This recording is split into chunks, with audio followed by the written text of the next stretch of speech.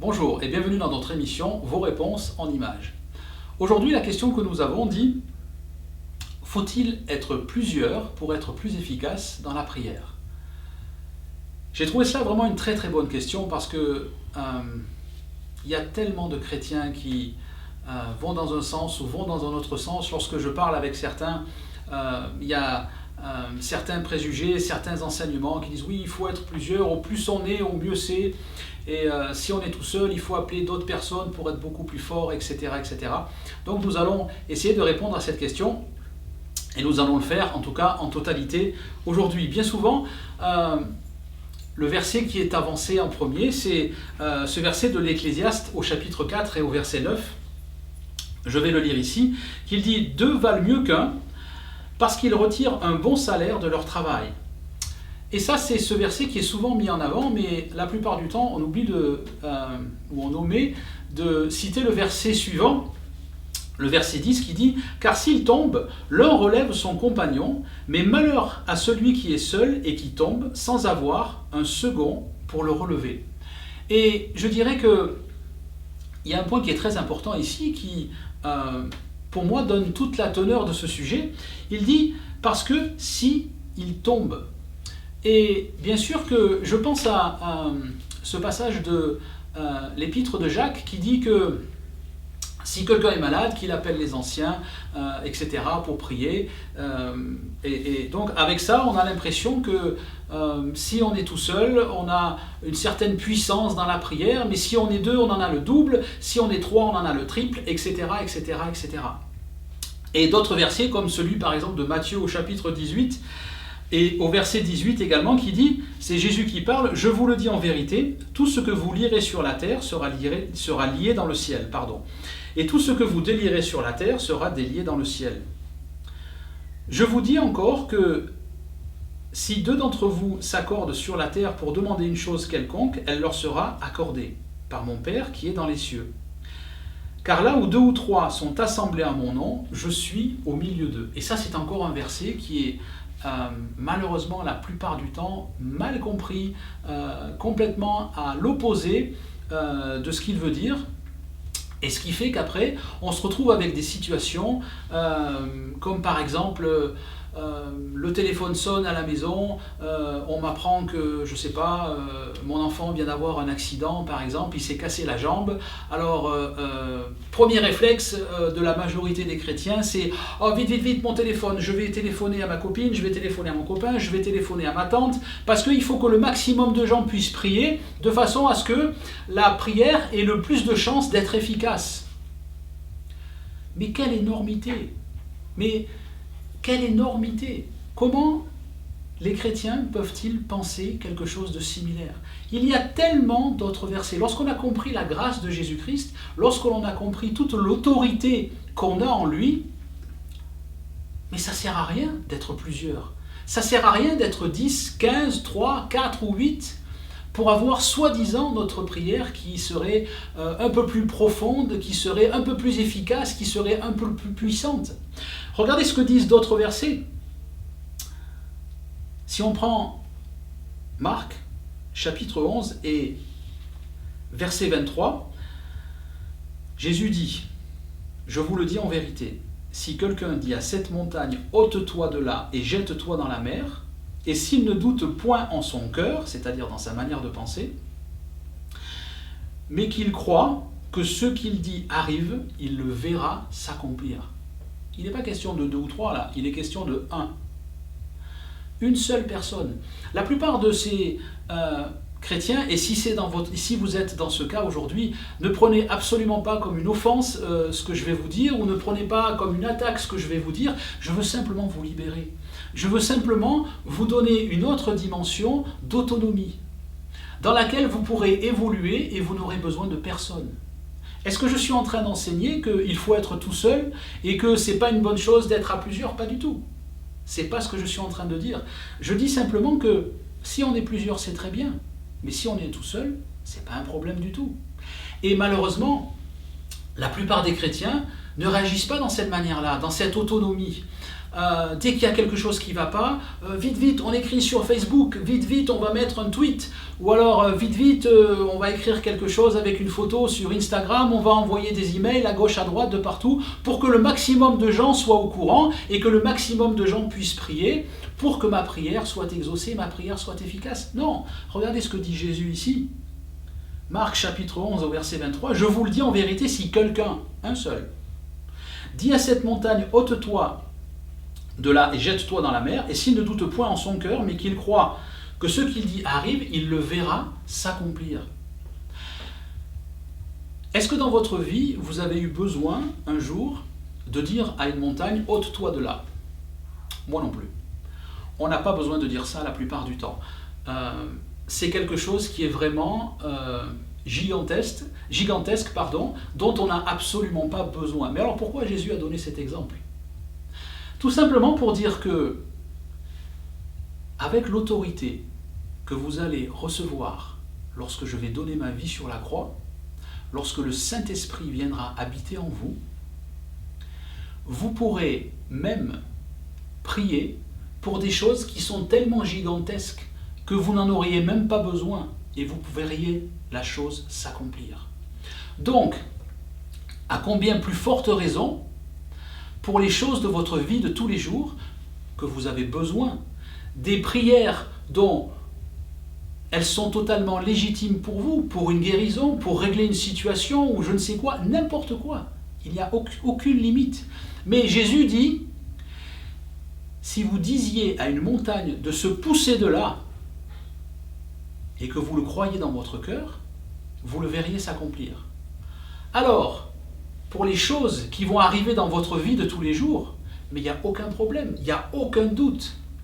Donc, à la question, est-ce que lorsque nous sommes plusieurs, nous avons plus de puissance? Est-ce qu'il faut être plusieurs pour avoir une prière exaucée? Je dis non, absolument pas.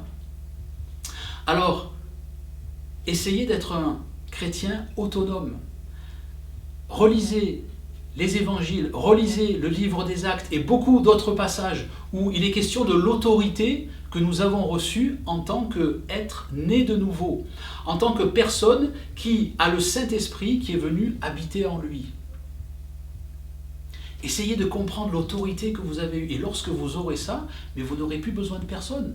Ça sera tout le contraire. Peut-être que c'est des gens qui vont vous appeler et parce qu'ils ne sont pas autonomes du tout et ils vont dire « Tiens, allô, vite, est-ce que tu peux venir prier pour moi? Est-ce que tu peux prier? Mon fils a eu ça, ça et ça et ça. » Et à ce moment-là, vous direz « Attends, ok, là je vais prier, mais maintenant, demain ou après-demain ou la semaine prochaine, tu vas venir avec moi et je vais t'expliquer comment ça se passe. » De façon à ce que la prochaine fois, et j'espère pas qu'il y aura une prochaine fois, mais si la prochaine fois arrive, car malheureusement les problèmes arrivent, la prochaine fois, tu pourras te débrouiller tout seul. Est-ce que ça veut dire que si j'ai connaissance d'une situation ou j'ai connaissance d'une chose pour laquelle il faut que je prie, si je suis avec 3-4 amis chez moi, je vais dire « Bon, ok, maintenant vous sortez, il faut que je sois seul pour prier. » Non, ce n'est pas ce que je suis en train de dire du tout. Bien sûr que prier ensemble, c'est une très bonne chose, comme manger ensemble, comme sortir ensemble, comme aller se promener ensemble. Bien sûr que c'est une très bonne chose, mais s'il s'avère que je suis tout seul, ce n'est pas un problème. Ma prière ne sera pas moins puissante, ni moins efficace que si on était 2, 3 ou 4. Alors, que nous dit ce verset, si on reprend ce verset de l'Ecclésiaste ici, qui dit « Deux valent mieux qu'un », parce qu'ils retirent un bon salaire de leur travail, car s'ils tombent, l'un relève son compagnon. Et c'est là le point, qui fait que c'est bien d'être plusieurs. Tout simplement, s'il y en a un qui tombe, c'est tout. L'Ecclésiaste l'a bien compris et il nous montre bien que si je dois prier pour quelque chose, le fait d'être 2, 3, 4, 10 ou 15 ou 20 ou 200 ne servira à rien. Absolument à rien de plus. Si, moi, je me sens en bonne forme spirituellement, si j'ai compris l'autorité que j'ai en Jésus-Christ et que je peux proclamer les choses et que je peux parler à une maladie, que je peux parler à une situation, bien sûr, je vais le voir s'accomplir et ça ne posera aucun problème. Par contre, si, comme dans cet exemple que je citais tout à l'heure du livre de Jacques, où il y avait ces chrétiens qui venaient de subir la persécution qu'on voit dans le livre des Actes, où certains même ont été assassinés à cause de leur foi, où ces gens étaient complètement dépressifs, incapables de se concentrer dans leur esprit, incapables de prier, alors bien sûr, là, il faut appeler quelqu'un. Bien sûr, là, si un tombe, il faut appeler quelqu'un d'autre. Et c'est pour ça que je ne suis pas en train d'enseigner quelque chose de totalement autonome, sans personne autour, pas du tout. Ça peut arriver à tout le monde de fléchir, ça peut arriver à tout le monde de tomber. Et là, c'est bien d'avoir des frères et sœurs, mais seulement dans ce cas-là, et pas dans un autre cas. Pas d'une manière systématique, comme le font la plupart des gens, où souvent je vois... quand je vais sur les réseaux sociaux de notre ministère, que ce soit sur Facebook, sur Google+, sur Twitter, etc., etc., et c'est toujours les mêmes choses qui reviennent. C'est « Oh, s'il vous plaît, priez pour mon fils », ou alors « S'il vous plaît, priez pour mon ami qui a eu ça », ou alors « S'il vous plaît, priez pour ci ». Mais arrêtez de faire ça. Arrêtez de faire ça. Vous avez reçu, si vous êtes né de nouveau, et si vous avez le Saint-Esprit qui habite en vous, si vous avez le Saint-Esprit qui habite en vous, vous avez reçu tout ce dont vous avez besoin pour être plus que victorieux tout seul. Maintenant, si vous ne sentez pas d'avoir ça, si vous ne sentez pas de manifester cette autorité, appelez quelqu'un. Mais que ce quelqu'un vienne vous enseigner comment faire, et que ça soit juste un état temporaire. C'est comme quand je suis fatigué. Ce n'est pas un état permanent quand je suis fatigué, c'est un état temporaire. Donc, si je sens que je suis un chrétien né de nouveau et que je n'arrive pas à exprimer mon autorité, alors je prends quelqu'un avec moi, bien sûr. Mais ce quelqu'un va simplement m'aider à rentrer dans cette autorité. Et je n'aurai plus besoin de personne. Bien sûr, si on est 2 ou 3 à prier, c'est parfait. C'est toujours une bonne chose, c'est toujours agréable. Mais si je suis tout seul, ça ne pose aucun problème. Regardez ce que dit Jésus encore une fois dans Marc au chapitre 11, verset 24. C'est pourquoi je vous dis, tout ce que vous demanderez en priant, croyez que vous l'avez reçu et vous le verrez s'accomplir. C'est vraiment un verset de base pour moi, tout simplement parce que il n'y a pas de limite. Il n'y a aucune limite. Il n'est pas question d'être 2, 3 ou 4. Il n'est pas question de vite envoyer des emails, prier pour moi, vite prier pour mon fils, vite prier pour ma fille. Si je suis en bonne santé spirituelle et si j'ai compris et si je sais comment exercer mon autorité. C'est ça le but. C'est juste la base. Être un chrétien comme ça, c'est simplement le niveau standard, le niveau normal. Il n'y a rien d'exceptionnel à prier pour les malades et que les malades soient guéris. Il n'y a rien d'exceptionnel à prier pour une situation et que cette situation soit réglée. Pourquoi il n'y a rien d'exceptionnel? Parce que Jésus nous a donné tout ce dont nous avons besoin pour ça.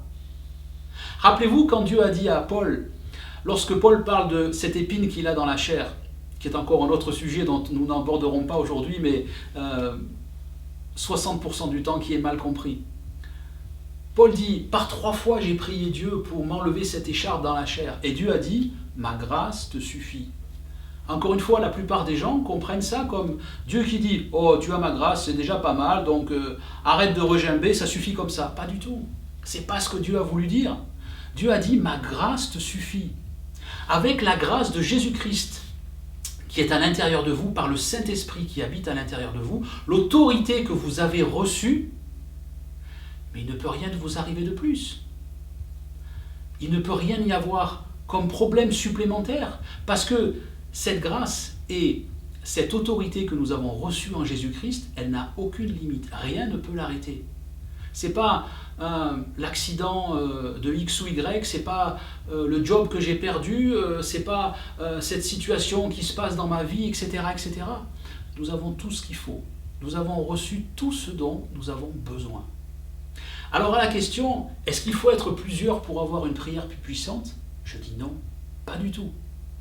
Par contre, si vous êtes tombé, si vous n'êtes pas en forme spirituelle, rapidement, dépêchez-vous, trouvez quelqu'un, trouvez un frère, une sœur qui lui manifeste et qui pratique régulièrement l'autorité en Jésus-Christ et demandez-lui de vous enseigner. De façon à ce que vous puissiez devenir autonome, de façon à ce que, si vous avez besoin de prier un jour d'une manière urgente, si vous avez des gens avec vous pour prier, c'est parfait. Mais si vous êtes tout seul, ce n'est pas un problème du tout. Merci de nous avoir écoutés et à bientôt.